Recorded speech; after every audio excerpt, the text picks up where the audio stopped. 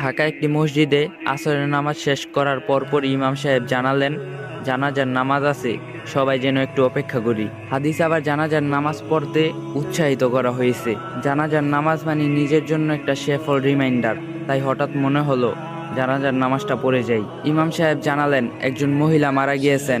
ভদ্র মহিলা স্বামী আপনাদের উদ্দেশ্য করে কিছু কথা বলবেন। একজন সত্তরোদ্ধা বয়স্ক লোক, সাদা পাঞ্জাবি পরা, দাড়িগুলো দবদবে সাদা। ভদ্রলোক শুরু করলেন, আসসালামু আলাইকুম। আপনারা হয়তো আমাকে চিনবেন না, আমি এলাকাতে নতুন এসেছি। আমার স্ত্রী আজ সকালে ফজরের নামাজ পর আল্লাহর কাছে চলে গেছেন। আমরা একসাথে গত ৪৫ বছর ধরে সংসার করছি। একটি ছোট সরকারি চাকরিতে আমার সংসার জীবন শুরু করছিলাম। সারা জীবন চেষ্টা করছি সৎ পথে আয় করার জন্য। আল্লাহর কসম খেয়ে বলতে পারি, আমি জীবনে কোনোদিন অসৎ পথে আয় করিনি। সৎ থাকার কারণে আয় ছিল খুবই সামান্য। আমাদের ৩ ছেলে ২ মেয়ে। গ্রামের বাড়িতে বাবা মাকে কিছু টাকা পাঠাতে হতো। কখনো কখনো মাস শেষ হওয়ার আগেই আমার বেতনের টাকা ফুরিয়ে যেত। আমার সহকর্মীদের মধ্যে আমি ছিলাম সবচেয়ে গরিব, কিন্তু আমার স্ত্রীর কারণে এটা কখনোই আমি উপলব্ধি করতে পারিনি। আমার স্ত্রী যে কিভাবে সবকিছু ম্যানেজ করতো একমাত্র উনিই জানতেন। আমার সাধ্যের বাইরে জীবনে কখনো কোনোদিন কোনো কিছু আবদার করেনি। জীবনও কখনোই আমাকে এটা বলেনি যে আপনি আমাকে এটা দিলেন না, ওটা দিলেন না। কখনোই আমাকে আমার সামর্থ্য নিয়ে কষ্ট দেয়নি, কথা বলেনি। আমার জীবনে ওনাকে সন্তুষ্টই দেখেছি। আমার বাবা মা মারা যাওয়ার ৪-৫ বছর আগে আমাদের সাথেই থাকতেন। আমার স্ত্রী আমার বাবা মাদের যথেষ্ট পরিমাণ খেদমত করছেন। কখনো এটা বলেনি আপনার বাবা মাকে খেদমত করার দায়িত্ব আমার মধ্যে পড়ে না। সত্যি কথা বলতে, পেনশনে টাকা পাওয়ার পর হজে নিয়ে যাওয়া ছাড়া আমি তেমন কিছুই ওনাকে দিতে পারিনি।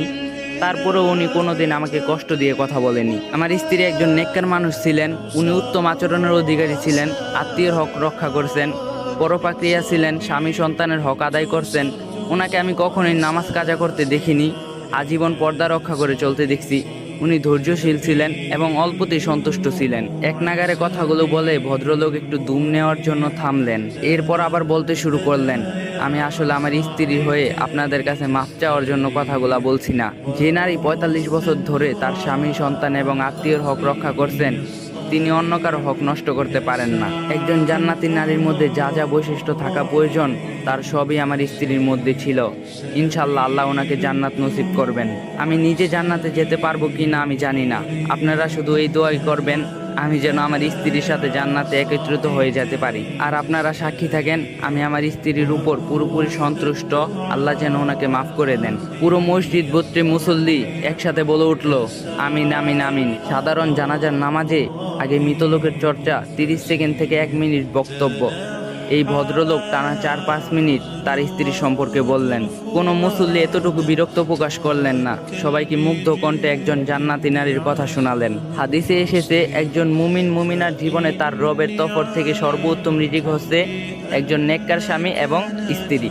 এ ভদ্রলোকের কথা শুনে যেন সরাসরি ওই হাদিসের প্রমাণ পেলাম। মসজিদ থেকে বের হলাম এবং অপূর্ব ভালো লাগা নিয়ে সুফি মানুষদের কথা শোনার মধ্যে একটা সুখ আছে। আর এই ভিডিওটা যদি আপনাদের ভালো লাগে তাহলে 3টা করে কপি লিংক আর শেয়ার করে দিয়েন।